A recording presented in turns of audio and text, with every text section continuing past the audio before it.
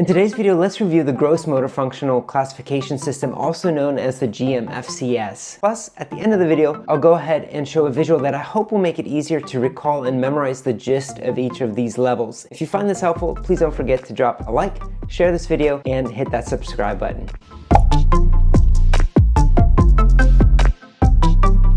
Welcome back to the OT Minute. My name is Arno and I'm excited to dive into the Gmfcs since it's a very common classification system created for kids with cerebral palsy, also known as CP. This classification system aims to try to describe or classify a child's functional gross motor abilities. As we go through this classification system, you'll notice that it has a heavy emphasis on classifying gross motor functional ability according to a child's level of independence with mobility. This includes using things like looking at whether or not a child needs an assistive device for mobility or whether or not a child is able to navigate different types of environments. It'll look at those types of things to essentially assess and classify a child's gross motor function. Also keep in mind that I'm approaching this video in terms of memorizing and understanding the gist of these levels for test-taking purposes. However, if you need more detailed information, you can find great detailed information in the links and resources that I'll post in the description below. In this video, we will go over kind of a generic summarization of these levels. However, it is helpful to know that depending on the age of the child, for example, from birth to 2 years old, these classifications will look very different than, say, a child from 6 to 12 years old, since developmentally a child's gross motor abilities is naturally going to be very different. All right, enough about that. Let's talk about level 1. This level is generally labeled walks without limitations. A child at this level is highly independent with their mobility. However, they may have limitations with more advanced gross motor skills like running and jumping, things that are very dynamic because of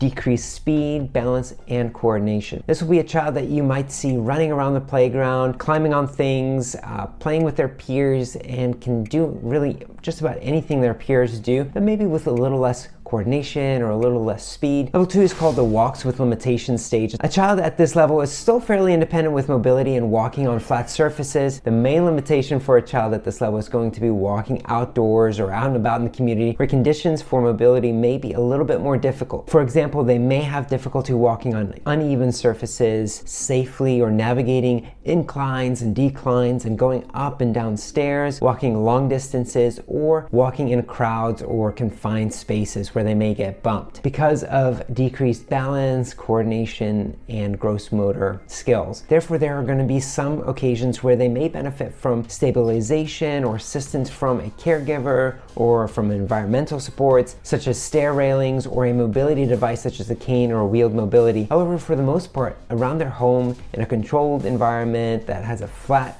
walking surface, they're going to be able to walk without a device. Level 3 is called the walks using a handheld mobility device. A child at this level will be able to walk indoors on even surfaces using handheld mobility devices. However, for long distance or in more challenging or uneven environments outside of the home, they'll probably benefit from some type of manual or powered wheelchair for self-mobility for both convenience because they don't get around as easily as maybe other kids, or for safety because they are at risk for falling. Level 4 is called the self-mobility with limitations / may use power mobility level. At this level, a child is most likely to require a powered wheelchair or require some type of assistance from a caregiver, especially when out and about in community spaces or around other people. A child may walk short distances within their home or in really controlled environments with a handheld mobility device. For example, they may be able to walk from their bed to a nearby toilet or commode, but for the most part, they will need some type of wheelchair to get around. Level 5 is called the transported in a manual wheelchair level. Level 5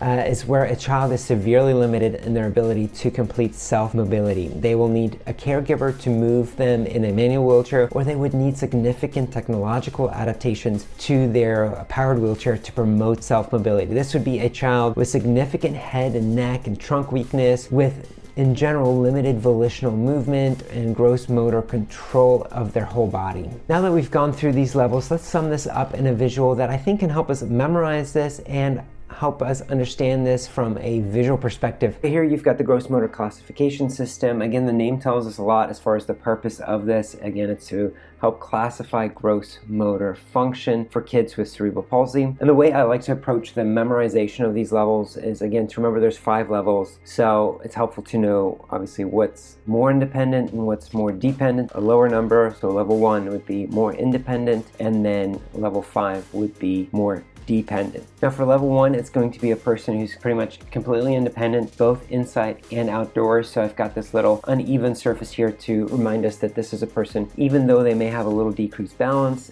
a little decreased coordination or decreased speed, they're still going to be independent and be able to move around without any assistance. For level 2, 3, and 4, what I like to memorize about these is their highest level of independence at that level, which is always going to be in a controlled environment, in a home environment, for example, where it's a flat surface, there's not a big crowd. And then understanding that once they leave the home or enter more challenging environments, they're naturally going to require some more support. So for level 2, in the home environment, it's going to be a person who's independent. They're not using an assistive device, but that's only for flat and even surfaces, away from crowds. However, once they're out and about in the community, they're maybe walking for longer distances, or they're in crowds, or there may be some unexpected conditions, they may use a handheld adaptive mobility device. For level 3, this would be somebody who's using a handheld assistive mobility device, even within their home environment or on even surfaces. However, once they get out in the community and they're going for longer distances, then naturally they'll need some more assistance, whether that's a caregiver who helps to stabilize them or help them, or whether it's through wheeled mobility devices such as a wheelchair. And then level 4, this would be a person who is in their home environment using a wheelchair to get around for the most part. They may walk really short distances with a handheld mobility device. Key word about this is they're performing self-mobility within a controlled, even environment. Once they're out in the community, they may need some extra supports or assistance from a caregiver. However,